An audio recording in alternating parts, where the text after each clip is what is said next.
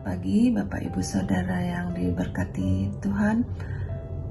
Senang berjumpa kembali dalam program Sarapan Rohani bersama dengan Jemaat Kalangning yang Abian Base pada hari ini Senin tanggal 24 November tahun 2025. Sebelum kita merenungkan firman Tuhan, kita datang pada Tuhan terlebih dahulu. Kita berdoa.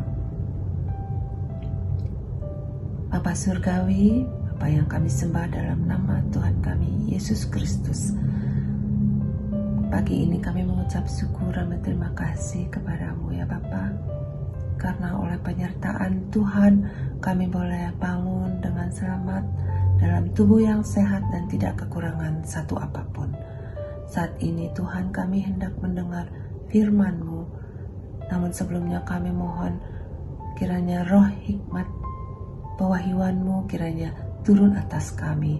Biarlah Engkau yang urapi lewat roh-Mu yang kudus kami sekalian saat ini Tuhan. Bagi kami yang akan menyampaikan, bagi hamba-Mu yang akan menyampaikan firman-Mu, biarlah benar-benar firman Tuhan yang disampaikan seturut dengan kehendak Tuhan. Ini doa kami Tuhan, kami mohon penyertaan dan perlindungan serta pertolongan-Mu. Di dalam Tuhan kami Yesus Kristus kami berdoa. Haleluya. Amin. Bapak Ibu Saudara yang dikasihi Tuhan, firman Tuhan pagi ini terambil dari yang pertama kitab Daniel 4 ayat 2. Demikian bunyi firman Tuhan, Aku berkenan memaklumkan tanda-tanda dan mujizat-mujizat yang telah dilakukan Allah yang Maha Tinggi kepadaku. Kemudian dari Markus 9 ayat 40. Barang siapa tidak melawan kita, ia ada di pihak kita.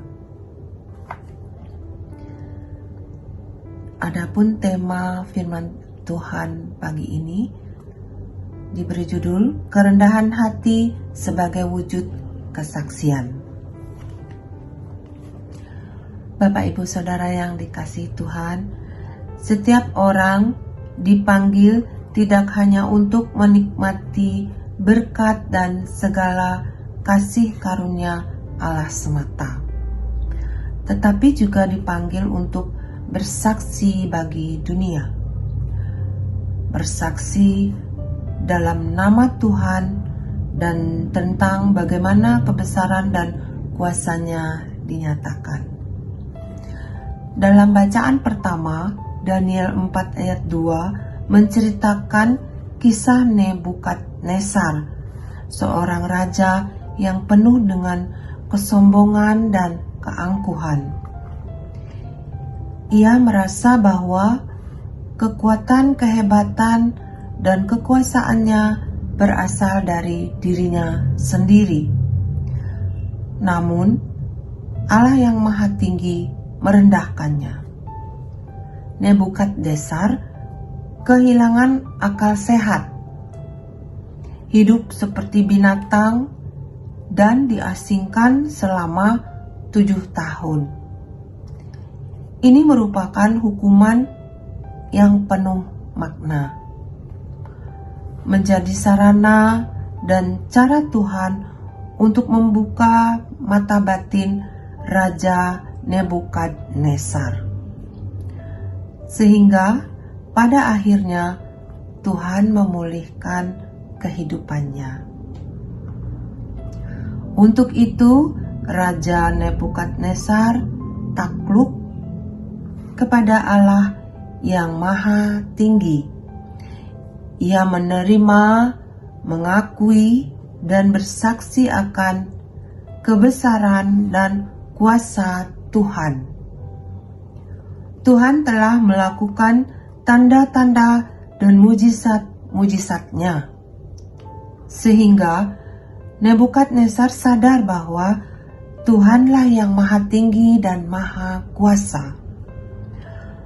Maka dalam Markus 9 ayat 40, Yohanes dan para murid lainnya melihat dan mencegah seorang yang mengusir setan dalam nama Yesus, karena dia bukan seorang pengikut atau kelompok mereka. Para murid menganggap bahwa perilaku mereka baik dan benar. Namun, Tuhan Yesus menegur mereka dan berkata, "Barang siapa tidak melawan kita, ia ada di pihak kita."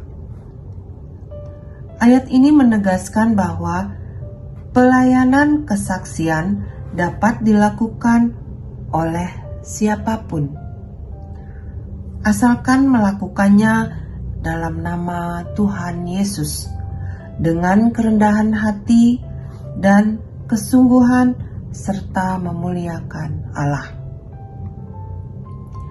Bapak, Ibu, Saudara yang diberkati Tuhan, maka dari kedua firman Tuhan hari ini, kita belajar tentang pentingnya kerendahan hati. Mengapa demikian? Karena kerendahan hati merupakan wujud kesaksian hidup kita yang memuliakan Tuhan yang Maha Kuasa dan Maha Tinggi. Untuk itu, hiduplah dalam kesaksian kerendahan hati dan jadilah berkat bagi banyak orang, dan lakukanlah itu semua dalam nama Tuhan Yesus. Seperti makna ayat introitus dalam minggu terakhir dalam tahun gereja, minggu kekekalan ini, yakni tetaplah memiliki kesiapan dan bersiaplah untuk bersaksi dengan pinggang yang tetap berikat dan pelita yang tetap menyala. Beranilah dan kobarkanlah semangat kesaksian hidupmu, hidup dalam kerendahan hati di dalam nama Tuhan Yesus. Amin. Kita berdoa. Tuhan, kiranya Engkau memampukan kami untuk hidup dalam kerendahan hati sebagai wujud kesaksian hidup kami di hadapan-Mu dan sesama kami.